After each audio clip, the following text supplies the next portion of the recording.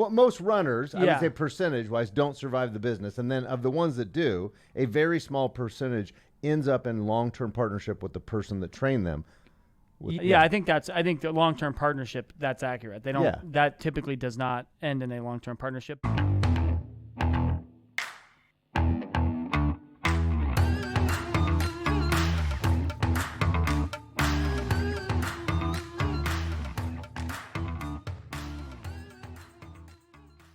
Welcome to our Industrial Advisor podcast. We have Bill Condon and Matt McGregor. We have a 5-minute Friday today. We're going to talk about industrial runnerships. And so just to define what a runnership is for our listeners, runnerships we refer to are when someone's new into the business and they really have a 12-month window and they're supported usually by the company for 12 months, very small salary. And then What is it now? After, I don't know, 30 grand, 32 grand. Okay. Used to be 24 when we started. Yep. Anyway, they have that for 12 months. After that 12-month period, they become commission-based only is typically how it works. Yes. So it's evolved over the years since we got into the business to where it is today. Runnerships, it's obviously changed a lot. Times have changed. Technology's changed. Everything, right? Like we used to, I've told this story many times on this. I'd go down to cold call in person the first 6 months every day, do peanut butter. For your senior broker. You go down there and for your senior broker. Yeah. And to build your book of business. That's what you have that first 12 months is all geared towards building up your book of business. So when you get off, month 13, you got a bunch of deals that you're working on, hopefully. Correct. So it's changed in the sense, when I say it's changed, it used to be a lot more door knocking. We all did it. We all knocked on doors. Now I feel like very Now few we're just people. getting old. It was harder back then. Well, it was always snowing. Yeah, freaking hot. You're in a suit. Yeah, those. Now people are dressed more I casually. actually was in a tie every day. Totally, every single day. Yeah, and for those sure. shoes were not comfortable. No. No. Anyway, but it's evolved now. People are using the phone more. People use technology more. They're still cold calling, but they're doing it with more technology and stuff that we didn't have. Okay, and honestly, they're not working as many hours as we did. No. Not even close. I don't think you can blanket statement. I think some. I'm saying generally. Yeah. I mean, that era that when we came in, we really. Sydney's just laughing. We really got. She knows after how it. I feel. Yeah. Those millennials, they don't know how to work. Yeah.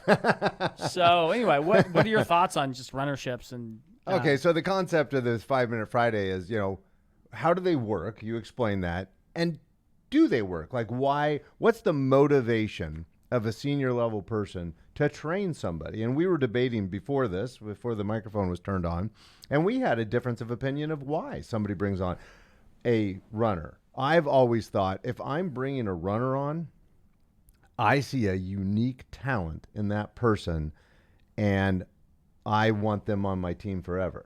And you said, well, no, I think we look at things differently in the sense of when we bring somebody on to our team. Yes. We spend a lot of time on making sure that person's the right fit from a work ethic standpoint, from a culture standpoint. Yes. Okay. Now we have a really, unique and close team, right? So I don't think that every other team necessarily does that. I think that a lot it was a good point. Senior brokers look at it and say, hey, I'm 20, 25, 30 years in the business. I'm going to hire some young person to come cold in. Cold call for me. They're going to bring me in on deals, and it's a mutually beneficial relationship in the sense that they're going to bring me in. I'm going to close the deals. They're going to make money. So I think that's how a lot of the brokers. So it's a temporary, for the senior broker, the way you're describing it, and I agree, there are a lot of people, because what the listener didn't hear is, I said before the microphones were on, most of the runnerships don't work out between the senior broker and the runner. And you said, well, it doesn't work out by design, basically. Meaning, hey, it's a mutual beneficial temporary relationship where the senior broker gets plugged into a bunch of cold call deals and transact on those probably over a couple of year period. And then that, now junior broker that was a runner formulates his own business and his own team. And eventually there's no commonality between their businesses. Yeah, I think what you were saying was most runnerships don't turn out to be full partnerships with that senior level person. That's so right. He or she gets into the business and ends up doing a bunch of deals together, but they don't necessarily end up being 50-50 partners, right? Well, and not 50-50. I'm saying or partners whatever, at all. Partners, Most of them don't work out at all, meaning this guy jumped ship after 2 years. Most of them don't work out, period, right? Well, most runners, I Yeah. would say percentage-wise, don't survive the business. And then of the ones that do, a very small percentage ends up in long-term partnership with the person that trained them.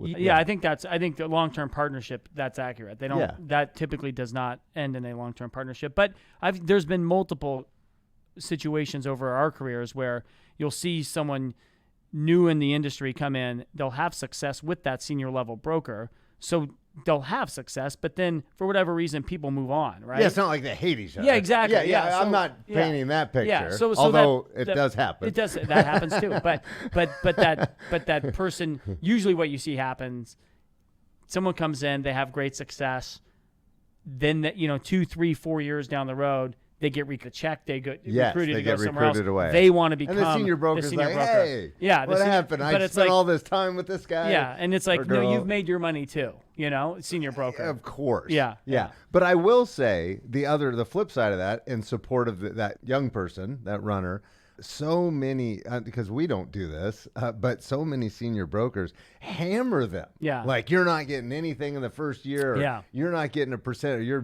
percentage is so small that the person is left with just going, this person is so, they're like unfair. Yeah, they've put in all the work. Yeah. They've given away some of the fees, a lot of the fees. Yeah. So it's kind of too one-sided, and that splits the relationship and forces that person to accept something. I mean, when I talk to other brokers that ask about it, right, that say, hey, what do you think the right approach is? And when I had the player coach, role, I would always encourage the senior level brokers to be more generous than less generous. Yes. Because the hardest part, you really want to reward someone that's going out and working hard and bringing you into deals that you wouldn't have had without that person, right? That's right. So anyway, I've always encouraged people to be, more generous than less than on bringing, those young guys into the business. Yes.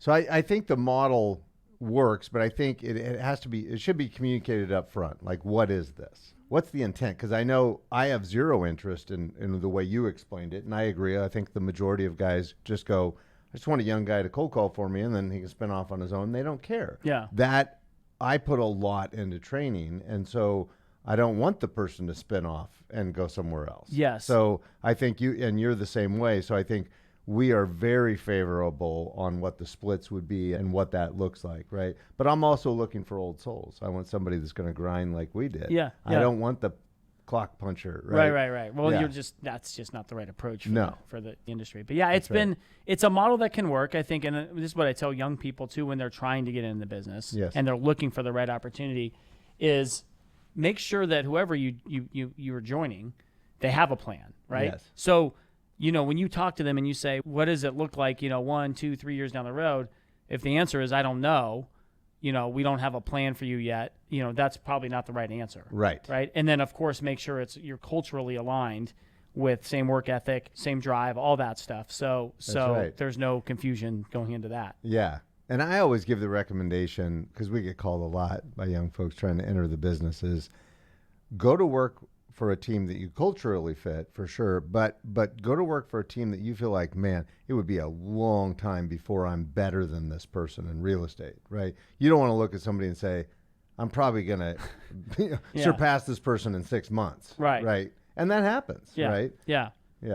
So hey, Runnerships can be a great model. I think what we both are aligned on is you want to be very transparent about whatever that looks like going into it before you start out in the industry. That's right. Yeah. Happy Friday. Happy Friday.